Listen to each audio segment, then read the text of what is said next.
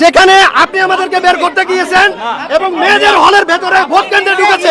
বঙ্গমাতা একটা মেয়েদের আবাসিক হল, এই হলে যেটা হয়েছে যে আমাদের ছাত্রদলের যে প্যানেল বৈশাখী এবং সাদি বৈশাখীর যে প্যানেল, সাদি ভাই এখানে আসছে। আপনাকে কি দায়িত্ব দেওয়া হয়েছে কিনা? Are you responsible person? সাংবাদিক ঢুকবে না? কি সমস্যা? সাংবাদিক ঢুকবে। তৈরি হয়েছে যেখানে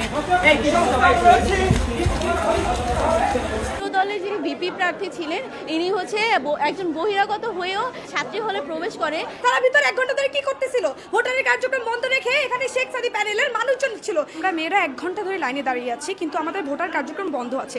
এরই মাঝে আমরা খবর পাই যে এই একটা আবাসিক হল, বঙ্গমাতা একটা মেয়েদের আবাসিক হল, এই হলে যেটা হয়েছে যে আমাদের ছাত্রদলের যে প্যানেল বৈশাখী এবং সাদি বৈশাখীর যে প্যানেল, সাদি ভাই এখানে আসছে।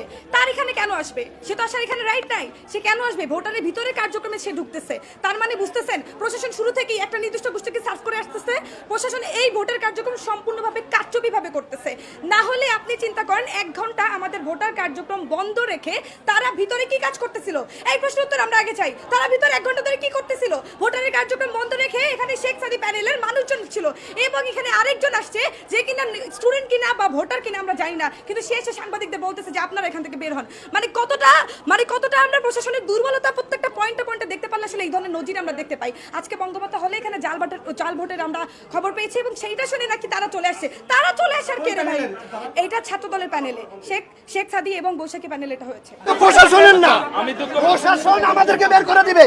সেখানে আপনি আমাদেরকে বের করতে গিয়েছেন এবং মেয়েদের হলের ভেতরে ভোট কেন্দ্রে ঢুকেছে। ইলিগালি প্রবেশ করছেন এবং উল্টা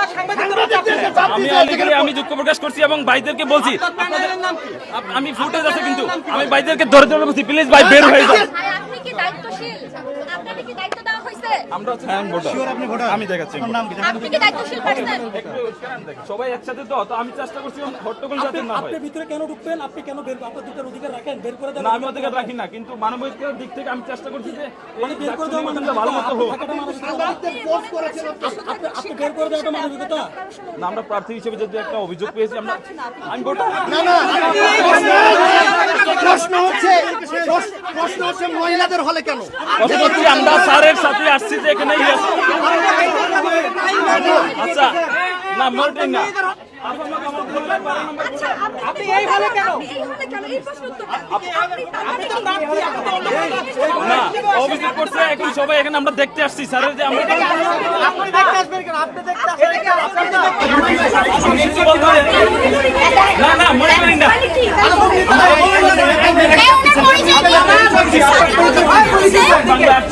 দলের যিনি ভিপি প্রার্থী ছিলেন, ইনি হচ্ছে একজন বহিরাগত হয়েও সে হচ্ছে অন্য হলের একজন ছাত্র, বাংলা 48 ব্যাচের, বাট সে একজন বহিরাগত হয়েও আমাদের ছাত্রী হলে প্রবেশ করে এবং হচ্ছে একজন জার্নালিস্টকে ধাক্কা দেয়। প্লাস হচ্ছে আমাদের ছাত্রী হল যেহেতু সেহেতু আমাদের একটা মেয়েদের প্রাইভেসির ব্যাপার আছে, মেয়েরা ভোট দিচ্ছে, সেখানে সে বিনা অনুমতিতে, আমাদের নিয়ম হচ্ছে যে ঘন্টা বাজিয়ে যাওয়া, কোনো পুরুষ আসলে ঘন্টা বাজিয়ে যাওয়া, যেন আমরা কেয়ারফুল থাকি যে কোনো পুরুষ আসছে।